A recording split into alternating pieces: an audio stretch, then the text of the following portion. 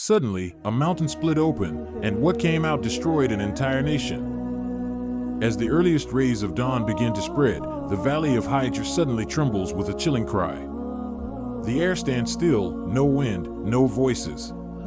Out of nowhere, a massive mountain rock splits wide open from the center. Dust rises into the sky, light bursts forth, and from within emerges an astonishing she-camel. People step back in fear, their bodies shaking. Someone whispers softly, "This is a miracle sent by Prophet Salih, peace be upon him." When the Aad was destroyed due to their arrogance and only a few believers survived, those who had followed the message of Prophethood, peace be upon him, Allah saved them. After the punishment, silence dominated the land. The valleys were filled with ruins, and the air carried the heaviness of divine wrath. The survivors looked at each other and said, "We are grateful we followed the truth. If Allah had not guided us, we too would have been destroyed." These believers left the land of Aad and set out toward a new territory. Their journey was long, exhausting, and filled with hardship. But they were searching for a new homeland, one with water, peace, and prosperity. Their caravans moved through the mountainous paths of Najd and Hijaz. Eventually, they reached a fertile and inhabited region, Alula, where there were flowing springs, lush gardens, and rich land. Here, they began to grow and flourish. From this point onward, their people expanded further until their descendants settled in the valley of Hijr, known today as Madain Salih. This marked the beginning of the Mud. The people of the Mud became a remarkable nation. Allah blessed them with physical strength, intelligence, artistic skill, and the ability to carve homes into mountains. They built entire cities within rocks. Their structures were extraordinary, perfectly straight walls, tall pillars, and intricate carvings that still leave observers amazed today. According to the Quran, they constructed palaces in plains and carved houses into mountains. Their cities were organized with royal systems. Markets were lively with trade and noise, and at night, torches illuminated the streets. Their valleys were filled with gardens, and the sweet fragrance of date palms spread across their fertile lands.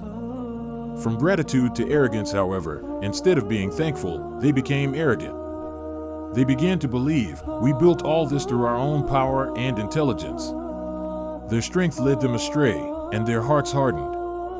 They carved idols from mountains and started worshiping them. Forgetting Allah, they turned toward natural forces and false deities.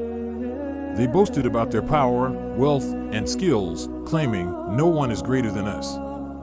They oppressed the weak, seized their rights, and treated the commands of their leaders as absolute law. It was as if they had abandoned Allah's law and replaced it with their own, considering themselves above all accountability.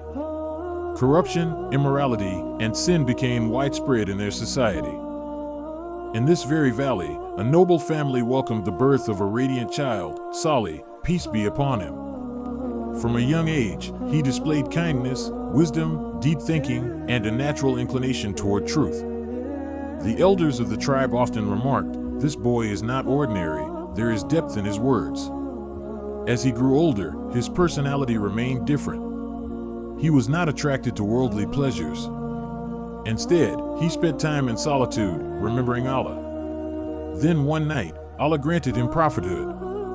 Prophet Salih, peace be upon him, returned to his people and said, "Worship only Allah. You have no deity other than him." The leaders of the laughed and said, "Until yesterday, you were considered wise among us. Now you are telling us to abandon our gods? We thought you were righteous, but now you oppose the traditions of our ancestors." With patience and kindness, Salih, peace be upon him, explained, "These valleys, these buildings, and all blessings are from Allah. Be grateful and do not associate partners with him." But they replied, "Stop making baseless claims. If you are truly a prophet, show us a sign." The leaders challenged him, "Bring out a living she-camel from this mountain rock, and only then we will believe." Prophet Salih, peace be upon him, went with them to the mountain and prayed, "O Lord, you are the witness. Show them your sign." Suddenly, the atmosphere of the valley changed.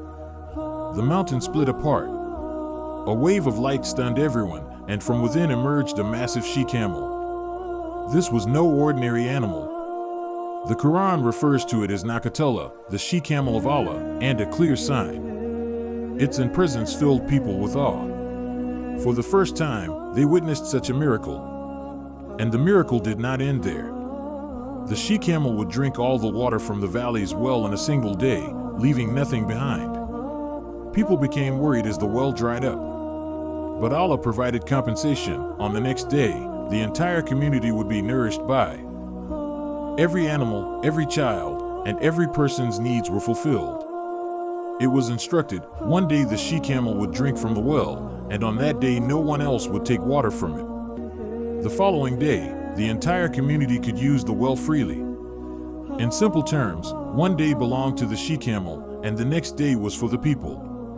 But even this test was too much for the nation to tolerate. The leaders began to complain, saying, "Our freedom has been taken away. How can a single animal control our water?" Their arrogance returned once again. As some people slowly started accepting faith, the leaders' faces filled with anger and jealousy. They said, "Because of this she-camel, Salih's respect is increasing. If we don't act now, the whole nation will follow him." So they made a plan: destroy this sign, and Salih's influence will disappear as well. A wealthy woman even announced, "Whoever kills this she-camel, I will marry my daughter to him." Young men stepped forward, ready for the act. They declared, "Tonight, this she-camel will not survive." As the she-camel returned after drinking water, the attackers followed her quietly. First, one of them shot an arrow, injuring her leg. Then all of them rushed forward together and struck her. In a brutal assault, they killed the very sign sent by Allah. The people shouted in excitement, "We have killed the she-camel. Now all the water belongs to us." But this was the crime that had already sealed their fate. Prophet Salih, peace be upon him, came to them. His face had turned pale, and his eyes were filled with tears. He said, "What have you done? You have killed the sign of Allah. Now you only have a fixed number of days left." The people mocked him, laughing, "We don't see any punishment coming." But then the countdown began. Day 1, their faces turned yellow. Day 2, their faces became red, the air grew hot, and the sky turned crimson. Day 3, their faces turned black, and the valley was filled with the smell of death. Fear spread among them. They realized, "We have made a terrible mistake." Before dawn on the final day, everything changed. The sky shook violently. The mountains trembled. The roared with a terrifying sound. Then came a scream, a horrifying cry so intense that hearts shattered and souls left their bodies instantly. Every person in the nation fell lifeless in their homes. As mentioned in the Quran, a single mighty blast seized them. The nation of the mud was completely destroyed. Prophet Salih, peace be upon him, stood at the edge of the valley and said, "I warned you, but you did not like advice." The land of Madain Salih still stands as a witness to this truth. When people reject the signs of Allah, their grand buildings cannot save them, only faith can. If you found this Quranic story meaningful, make sure to like the video. Write in the comments which nation story you want to see next, and don't forget to subscribe to the channel so you never miss upcoming episodes.